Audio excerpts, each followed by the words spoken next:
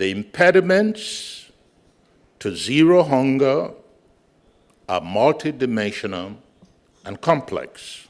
Conflicts, natural disasters such as droughts and floods, and food price hikes that hamper the stability of food supplies would need to be addressed. We don't produce enough, so we tend to import a lot. So Africa today imports a net value of $35.4 billion of food every year. This is staggering. And if we don't do anything about it, in 10 years, this figure will rise to 110 billion. We will not be able to find this money, which means we will go deeper into poverty, we go deeper into malnutrition. And then the issue of inclusivity, to bring young people. Today, the average age of farmers is over 60. In 10 years, it will be over 70 if we don't do anything. So we're trying to bring young people, encourage young people. So we've set up a program we call Enable Youth, which will allow us to bring quite a number of young people into agriculture. About 30 countries have already signed for this. And then the issue of women. Inclusivity also involves that women. I think Chris also touched on that. How do we get women who are predominantly in agriculture? So here in the bank, we're setting up a program we call AFA, Affirmative Action Fund for Women in Africa, that will provide women specifically the type of resources they need. You have a mother in Tanzania who does not have any concept when she buys groundnuts or maize, whether aflatoxin are infecting those, or whether her government is doing anything to protect her against that.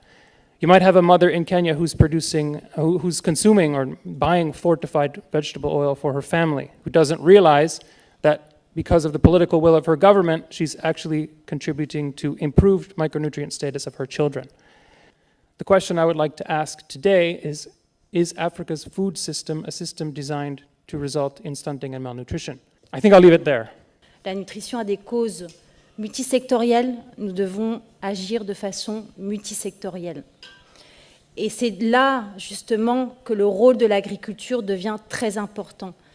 Et c'est là que l'agriculture doit devenir sensible à la nutrition pour contribuer véritablement à l'agenda de la nutrition. Et pour nous, en tant qu'UNICEF, l'opérationnalisation de la stratégie de la BAD Nourrir l'Afrique sera donc une véritable opportunité d'assurer que la transformation agricole en Afrique soit effectivement sensible à la nutrition. Il y a vraiment une carte à jouer de ce côté-là.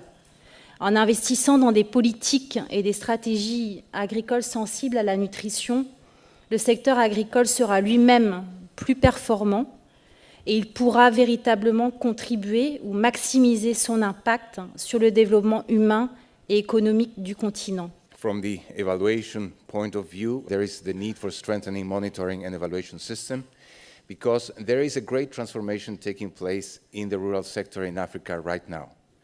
But that transformation needs to be inclusive so as to really include the most vulnerable sectors of our populations in the process, and needs to be sustainable so that creating the capacity to resilience to external shocks, either vulnerable to climate change or economic shocks. Just to reflect on a couple of questions raised and also on the issue of agricultural, of trade in agriculture, or how to perceive, to be precise, agriculture in Africa.